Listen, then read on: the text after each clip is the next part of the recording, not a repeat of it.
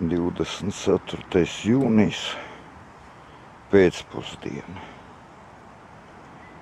Pilsētā klusums, līgotāji cauru nakti dziedāja, alu dzēra, ēda sieru, tagad guļ.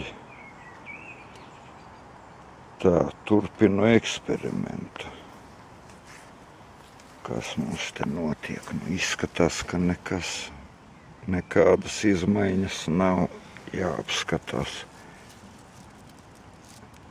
Jā, nekas te īpaši apsakņojies vēl nav. 4 dienas tikai. Spoli izmantoju 300 kHz. Ģeneratoriņš man te barojas no 5 volti. Skatīsimies. Tagad atkal pa 2 stundām dienā lieku to spoli.